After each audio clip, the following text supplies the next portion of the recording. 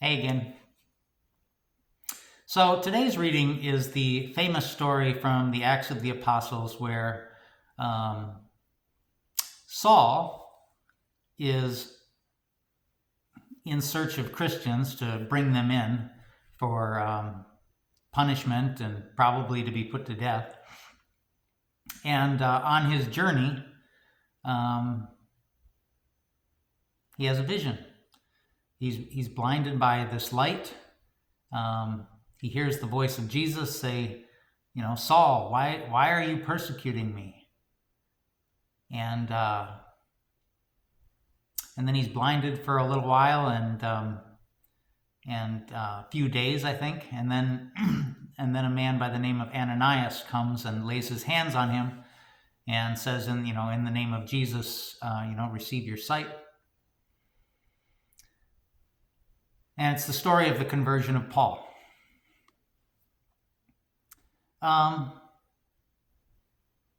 So it reminds me of a conversion story of John Newman, who wrote the song "Amazing Grace."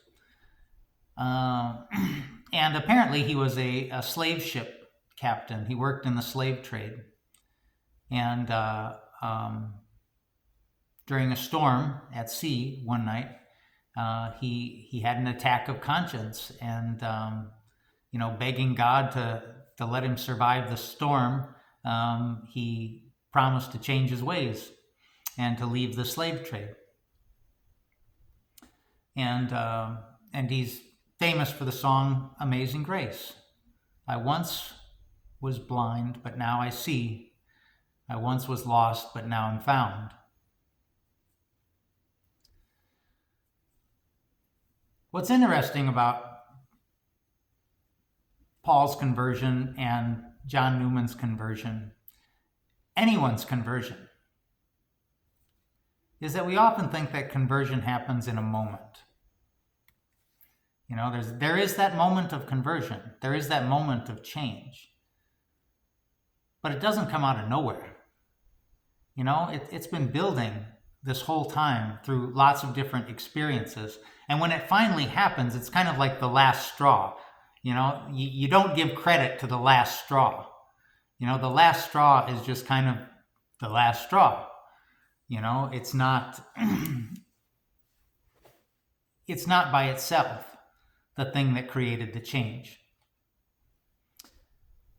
Paul's conversion started with the stoning of Stephen. Stephen was the first martyr. Paul was a witness to that. And it said that when Stephen was killed, he had the face of an angel. And his last words were, "Father, forgive them. Do not hold this sin against them."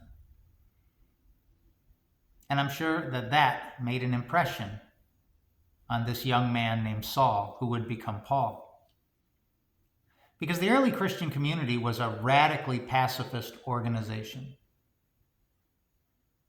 For the first 300 years of Christianity, you couldn't even be in the army and be a Christian. They considered that to be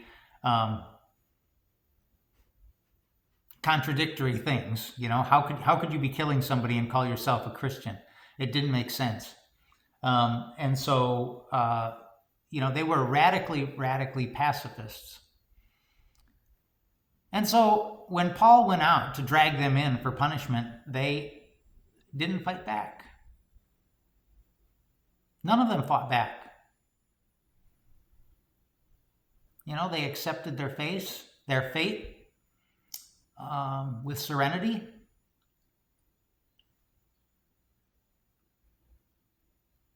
And they forgave their captors.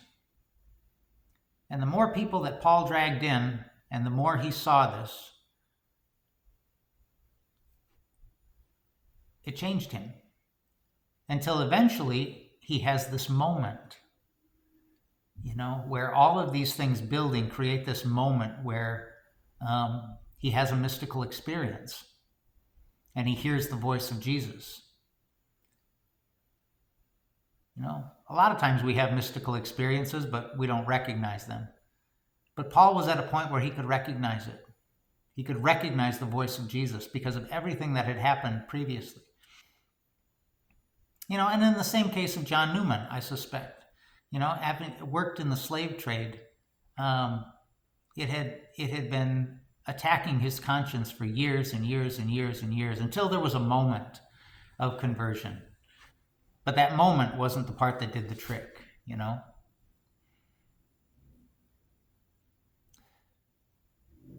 So one of the things I'm thinking about is that, what was it that converted Paul? And it was the witness of the early Christians. It was how they lived what they believed right up to the point of death.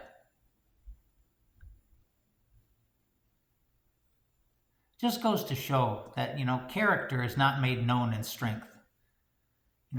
Our true character is made known when we are at our weakest, when we are at our most vulnerable. That's when the rubber meets the road, and when, do we really believe what we believe?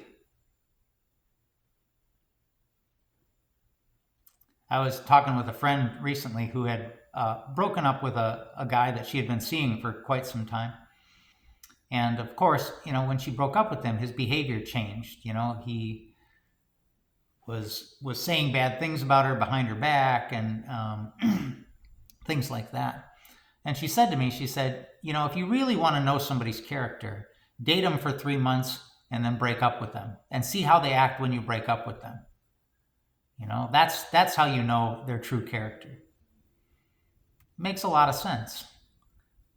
It's not how we act when things are going well. It's how we act when things are going bad.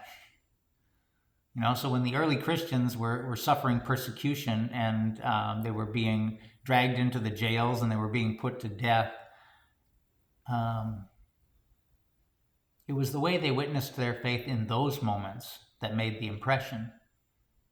And that's why they say the blood of martyrs is the seed of Christians. The other thing that I like about these readings is it's kind of like yesterday's reading where, God brought the Ethiopian eunuch and Philip together, because they needed each other for this, experience to happen. And today's reading is the same. Paul needs Ananias.